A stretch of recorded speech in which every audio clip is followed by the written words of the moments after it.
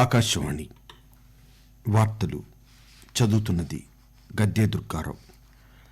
ప్రపంచంలో అతిపెద్ద సమస్య తీవ్రవాదం అని ప్రధానమంత్రి నరేంద్ర మోదీ అన్నారు. కోవిడ్ మహమ్మారి కారణంగా 10 లక్షల మందికి గాను మరణాల సంఖ్య ప్రపంచంలోకెల్లా అతి తక్కువగా మన దేశంలో 94 మాత్రమేనని కేంద్రం తెలిపింది. దేశంలో కరోనా రికవరీ రేటు 93.42% చేరుకుంది.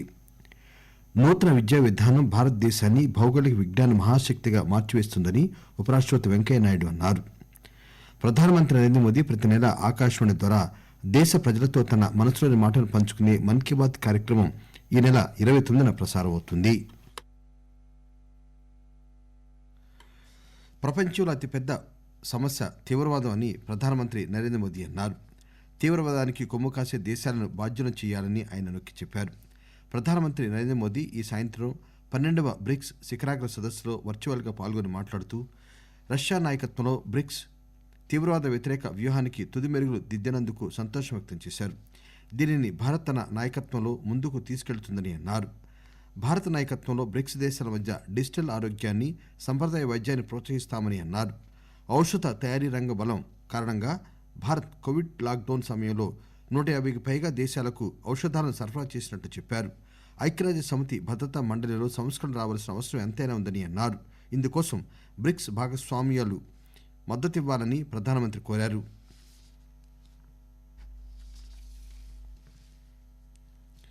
ప్రధానమంత్రి నరేంద్ర మోదీ ఎల్లుండి బెంగళూరు టెక్ 2020 శిఖరాగ్ర సదస్సును వీడియో కాన్ఫరెన్స్ ద్వారా ప్రారంభిస్తారు.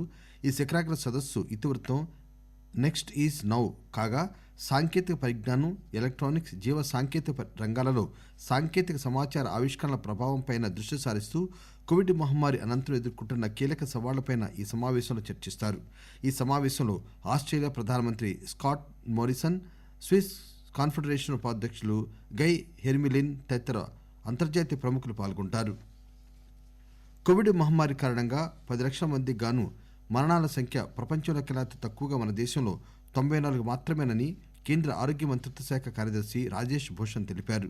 కొత్త ఢిల్లీలో ఈరోజు ఆయన మీడియాతో మాట్లాడుతూ 1 మిలియన్ అంటే 10 లక్షల మంది జనాభాకు గత 7 రోజుల్లో నికరంగా 3 కొత్త మరణాలు సంభవించగా ప్రపంచంలో నికరంగా 8 కొత్త మరణాలు నమోదయ్యాయని వివరించారు.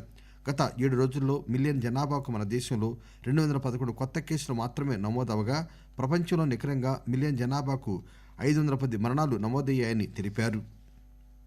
మన దేశంలో కొత్త కేసులు రోజు రోజుకు తగ్గుతున్నాయని, గడిచిన 24 గంటల్లో 29,163 కొత్త కేసులు మాత్రమే నమోదయ్యాయని రాజేష్ భూషణ్ వివరించారు. దేశంలో కరోనా రికవరీ రేటు 93.42% చేరుకుంది. గడిచిన 24 గంటల్లో 10,000 మందికి పైగా కోలుకున్నారు. దీంతో మొత్తం కోలుకున్న వారి సంఖ్య 82,90,000కు చేరుకుంది. ప్రస్తుతం వాస్తవ కేసు లోడ్ 5.11గా ఉంది. గడిచిన 24 గంటల్లో 29,164 కొత్త కేసులు నమోదయ్యాయి. దీంతో మొత్తం కేసుల సంఖ్య 88 లక్షలు దాటింది. దేశంలో 4,53,000 యాక్టివ్ కేసులున్నాయి. మరోవైపు గడిచిన 24 గంటల్లో 449 మంది చనిపోయారు. దీంతో మొత్తం మరణాల సంఖ్య 1,30,519కి చేరింది. దేశంలో ప్రస్తుతం మరణాల రేటు 1.47కు తగ్గింది. తెలంగాణలో కోవిడ్ నుంచి కోలుకున్న వారి సంఖ్య రోజు రోజుకు పెరుగుతోంది. నిన్న ఒక్కరోజులోనే 1,602 మంది కోవిడ్ నుంచి కోలుకున్నారు. దీంతో రాష్ట్రంలో ఇంతవరకు కరోనా నుంచి కోలుకున్న వారి సంఖ్య 2,43,686కు చేరిందని రాష్ట్ర వైద్య ఆరోగ్య శాఖ తెలిపింది. రాష్ట్రంలో 952 మందికి కరోనా వైరస్ పాజిటివ్గా నిర్ధారణ కావడంతో ఇంతవరకు కోవిడ్ సోకిన వారి సంఖ్య 2,58,828కి చేరింది. రాష్ట్రంలో ఇంతవరకు 1,410 మంది కోవిడ్తో మరణించారు. ఆంధ్రప్రదేశ్లో గత 24 గంటల్లో 1,395 కోవిడ్ కేసులు నమోదయ్యాయి. దీంతో మొత్తం కేసుల సంఖ్య 8,56,159కి చేరింది. తాజాగా 9 మంది చనిపోయారు. దీంతో మొత్తం మృతుల సంఖ్య 6,890కు పెరిగింది. కేసు లోడు 16,985కు దిగిందని రాష్ట్ర వైద్య ఆరోగ్య శాఖ విడుదల చేసిన తాజా బులెటిన్లో పేర్కొన్నారు. ఆకాశవాణి వార్తలు న్యూస్ ఆన్ ఎయిర్ యాప్ పైన మీరు వినవచ్చు. మరిన్ని విశేషాల కోసం హైదరాబాద్ ప్రాంతీయ వార్తా విభాగం ట్విట్టర్ హ్యాండిల్ @AIRnews_HYDని ఫాలో కాగలరు. AIR న్యూస్ హైదరాబాద్ యూట్యూబ్ ఛానల్కు సబ్స్క్రైబ్ చేయండి. కరోనాపై విజయానికి ప్రజల భాగస్వామ్యం కీలకం. రండి, ప్రధానమంత్రి పిలుపునిచ్చిన జన్ ఆందోళన్ ప్రజా ఉద్యమంలో పాలుపంచుకోండి.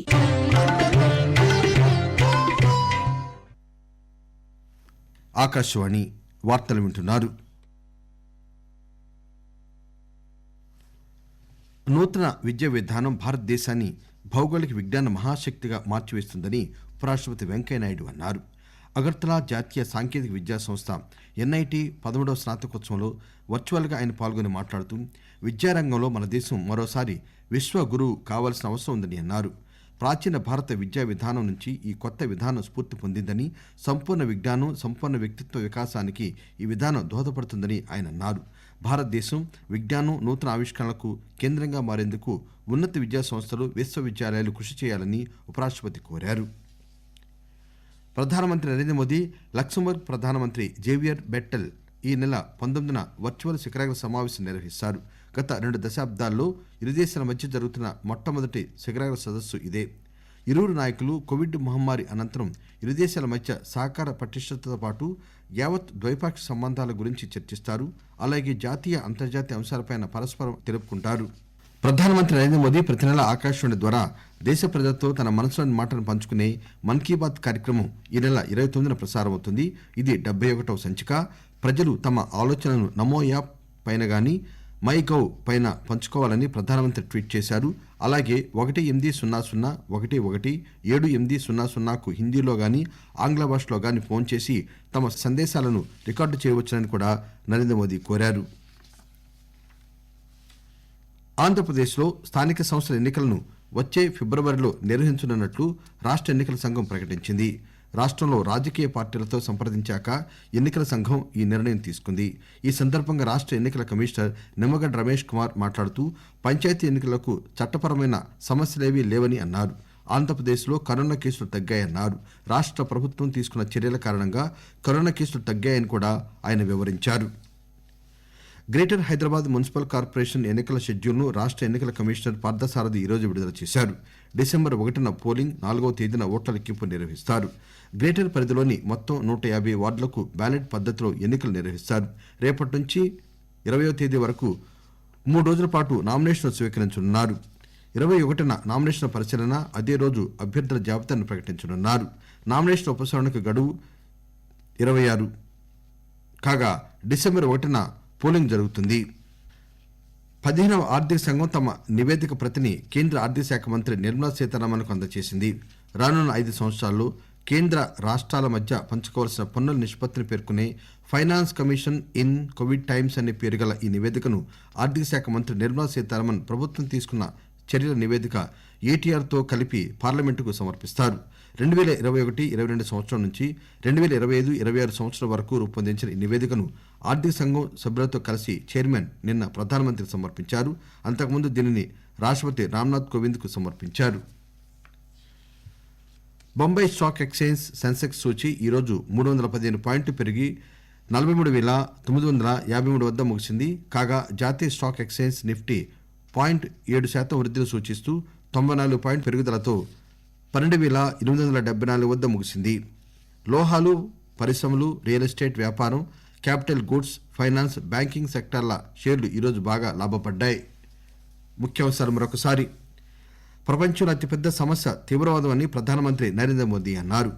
కోవిడ్ మహమ్మారి కారణంగా 10 లక్షల మందికి గాను మరణాల సంఖ్య ప్రపంచంలోకెల్లా అతి తక్కువగా మన దేశంలో 94 మాత్రమేనని కేంద్రం తెలిపింది.